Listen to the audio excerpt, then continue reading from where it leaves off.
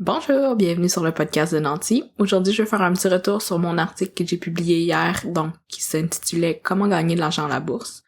Il y a plusieurs raisons pourquoi je vais faire un retour sur cet article-là. Premièrement, c'est parce que dans la vie de tous les jours, je travaille en marketing web et je veux améliorer le SEO de mon blog nancy.ca. C'est vraiment une raison un peu comme plate, mais qui est vraiment qui motive vraiment mon podcast d'aujourd'hui, mon épisode de podcast. Deuxièmement, j'aimerais ça des fois peut-être réexpliquer des concepts qui sont plus faciles à expliquer de vive voix que simplement les lire. Puis tu sais, des fois je me dis que c'est comme facile à comprendre, mais peut-être que pour certaines personnes, le langage que j'utilise est encore un peu mélangeant. Donc, il y a deux manières pour faire de l'argent à la bourse. La première, c'est, premièrement, c'est d'investir à la bourse, bien entendu. Puis ça, c'est vraiment la base, puis j'en ai parlé dans un autre épisode. La première manière, en tant que telle, c'est d'acheter des titres, puis ensuite, ces titres-là prennent de la valeur. Donc, c'est ce qu'on appelle faire des gains en capital. Ce qui est intéressant avec ça, c'est que, par exemple, les gens qui font du day trading peuvent faire des gains vraiment rapidement. Par exemple, s'il y a eu, je sais pas moi, une annonce vraiment intéressante pour une compagnie, puis la compagnie a pris 10% dans cette journée-là, quelqu'un qui fait du day trading pourrait avoir de 10% de son investissement initial en comme une journée. Mais moi, c'est pas ce que je fais, c'est vraiment de l'investissement à long terme. Donc, je mise pas sur cette stratégie-là. La deuxième manière qu'on pourrait avoir du rendement avec notre argent, c'est en recevant des dividendes. Ça, c'est une stratégie que j'utilise. J'ai plusieurs actions ou FNB, fonds négociés en bourse, qui me rapportent des dividendes soit à chaque mois ou à chaque trimestre.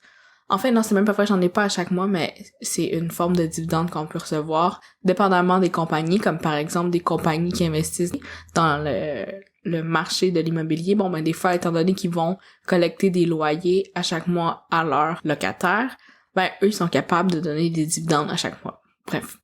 Moi, j'en ai pas dans mon portfolio encore. Mais ces dividendes-là, ce qui est intéressant, c'est que si on peut les accumuler dans notre compte d'investissement, puis les réinvestir.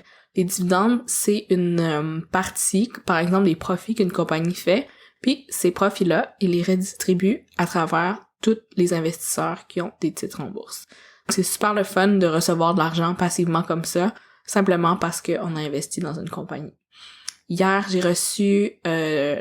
j'ai reçu des dividendes d'une action en particulier, puis ça m'avait généré quand même, je crois, une quarantaine de dollars, $44 pour être exact.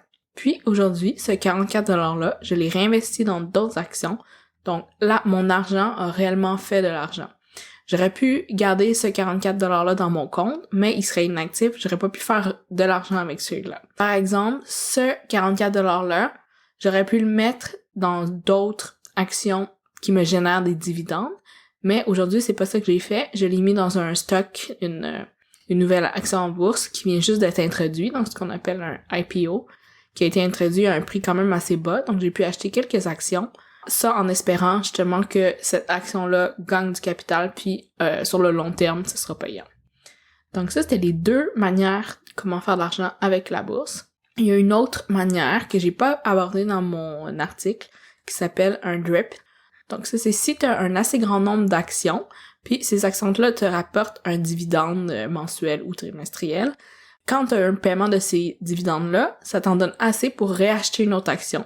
Puis avec des plateformes de gestion d'actions comme Questrade, on peut souscrire à ce plan-là.